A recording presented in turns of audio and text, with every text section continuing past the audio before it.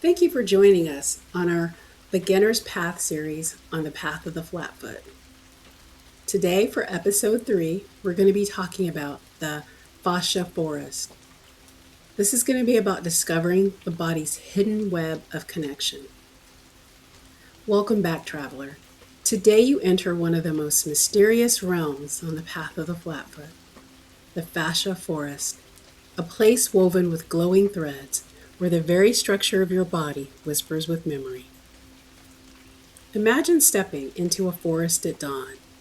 Silverly webs stretch between ancient trees. The spiderwebs are hit by light. And suddenly, you see how everything is connected in these silvery webs. This is fascia, your body's internal forest, a living web that holds you together, transmits sensation, and responds oh so delicately to movement, emotion, and breath. The first time I really thought about fascia was about 10 years ago, and I actually had someone who specialized in fascia bodywork do some light, like gentle pressure movements where they were barely touching me, and we had done a before and after photo. And the change in my body after one session, my posture completely changed. Everything opened up. And at the time, I was not even really sure that this was working because I'm like, you're barely doing anything. There are other ways that you can move your fascia, like foam rolling and some more intense body work that's rolfing, that's painful. But today, we're going to talk about the gentle ways that you can approach your fascia. Gentle ways to soften it, to get it to be more supple.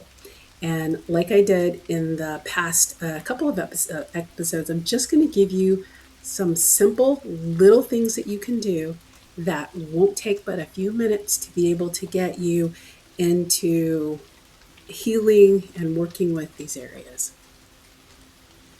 So this isn't something that people just discovered talking about fascia. It's something that people have known about for centuries. I'm going to talk a little bit about an ancient Chinese practice that kind of relates a little bit to softening your fascia. And I'm probably going to mispronounce it, so anybody jump in the comments and let me know how you would say this correctly. But deep in the old villages of China, practitioners of Tai Chi and Qigong learned an art called silk reeling. Silk reeling is called Chan Si Gong. And they imagined when they would do this practice, a single strand of silk spinning from their fingertips. Their movements very slow, spiraling, continuous. If they moved too fast, the silk would snap, and too forcefully, and the thread would tangle. This was training the fascia, the inner web, long before we even had words for it. Spirals, fluidity, softness. These ancient silk threads still guide us today in the fascia forest. So you may be wondering, what is fascia? In scientific terms, fascia is a thin network of connective tissues that wraps around every muscle, bone, joint, and organ.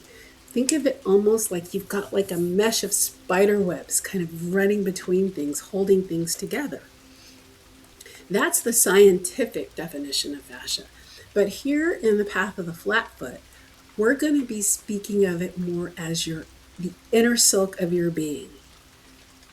And in our kind of concept of it, it's going to be your body's messenger, your shapeshifter, your inner web of wisdom. So when your fascia is stiff, you'll feel tight, heavy, and stuck. And when fascia is hydrated and moving, you feel light, flowing, open, like branches swaying in a gentle storm.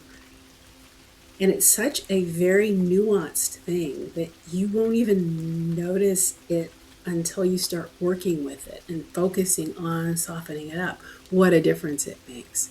And like I said, with that practitioner that I had, it literally, we did sessions for a whole summer, and it totally kind of made my body feel like I felt when I was very young. So it returned back that suppleness.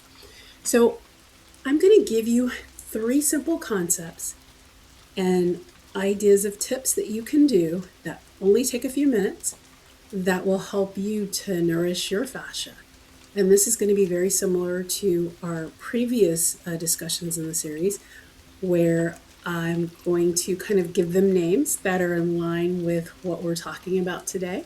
So since we're focusing today on the fascia forest and we're talking about it being simple and supple, let's give the 3 rituals names that are kind of in alignment with that.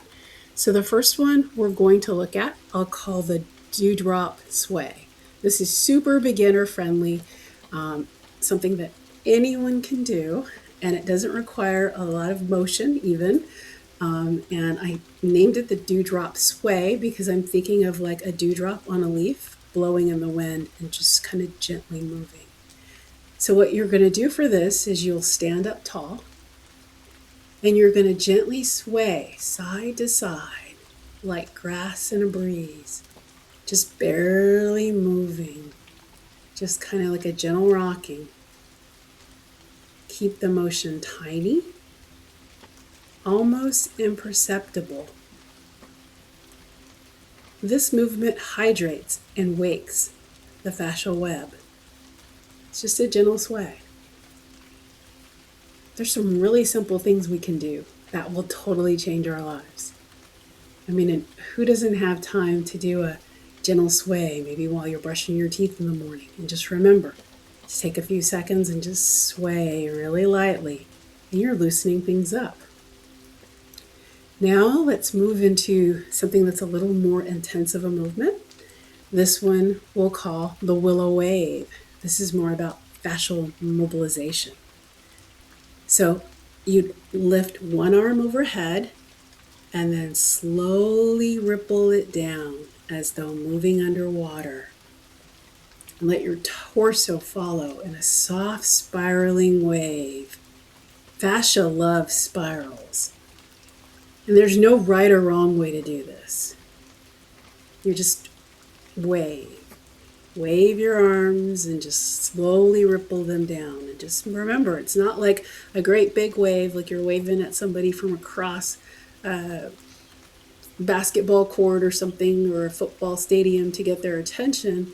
You're just barely rippling, almost like you're cleaning your mirror or cleaning a glass window, but not even that much motion. Just think of like kelp or seaweed underwater, or an aquarium, and just think of it just kind of slowly rippling and just spiral. And that's it. It's almost like playing. And then the very last of the 3 exercises that we're going to explore, and I call them your 3 rituals, will be the woodland press. This is more of a gentle self-massage. So you may remember when I talked about foam rolling and things like that, or ways that you can release your fascia, but it's a little bit more intense. We're going to do something that's even simpler than that. Use your fingertips or a soft ball and just lightly press into tight areas. Don't force them open, but just lightly touch, like you're saying to your fascia, I'm listening. Slow, sustained pressure invites release. So just a light touch, and then let go. And a light touch and let go. And I mean, when I say light, I don't want you leaving any fingerprints or any dents. I mean, it's like barely touching it. Imagine, like, not that you would do this, but if you were trying to touch like a butterfly's wings or a rose petal, you'd barely touch it because it's so delicate. And that's what your fascia is like. Just lightly touch your fingertips. You can do it on your forearm. You can do it on your thighs, on your calves, and just lightly touch. This is something you could do while you're watching TV. Literally. Just make a few little light touches. Pick a body part and do some little light touches. And that's enough to open up the fascia. Like I said, these are very simple things that you can do. It's nothing complicated, because we are definitely on the beginner's path. Now, here are a couple of key things to note.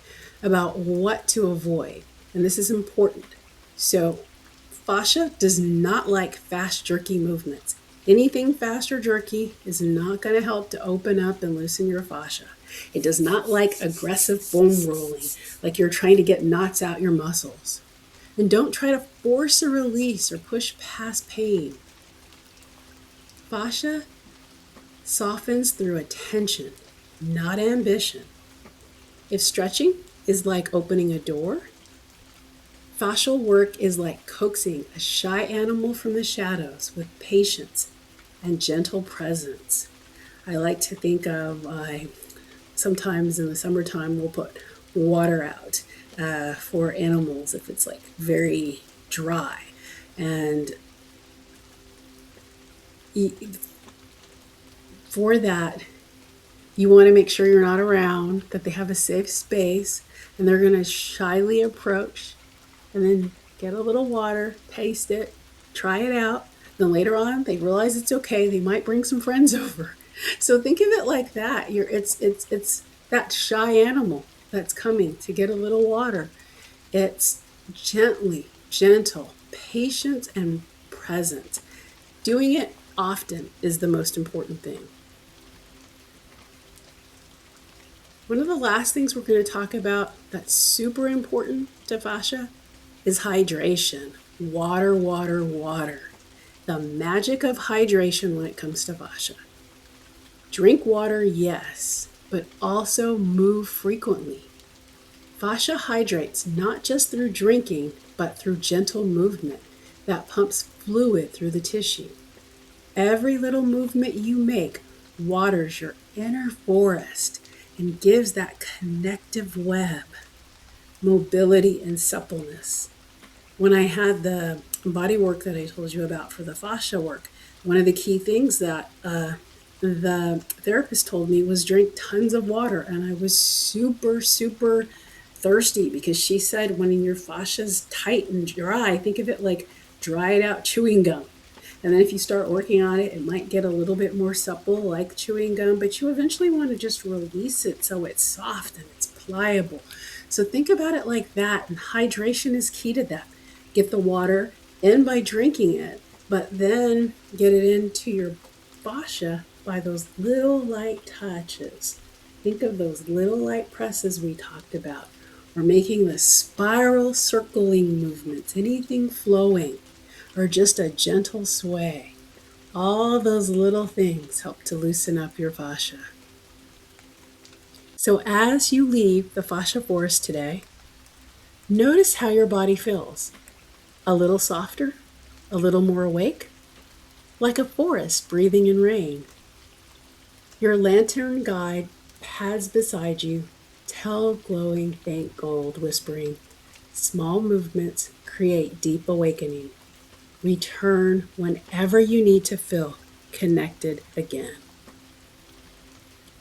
Before we part, traveler, remember to listen to your own inner wisdom. Your body knows what feels right, what feels safe, and what it's ready for. These teachings are gentle lanterns to guide you, not medical advice. If you're ever unsure, take a moment to learn more or speak with a trusted health professional before beginning anything new. Walk softly, move wisely, and let your inner light show the way. Until your next step on the beginner's path, walk gently, traveler. Your lantern grows brighter with every small movement. So what are your experiences with fascia? Love to hear about them. Had you ever heard of it before this episode? And if so, were there any practices that you recommend or that you enjoy, or any bodywork tips? Always interested to learn new things, so please leave those in the comments. Thank you for walking with us on the beginner's path. And don't forget to subscribe so you don't miss our next episode. Your steps grow lighter as you leave the fascia forest. And soon, you will wander into a realm of movement, joy, and playful energy that I like to call the Movement Meadow. Join us next time for the Movement Meadow, wishing you a life of supple, flexible fascia and much hydration with love.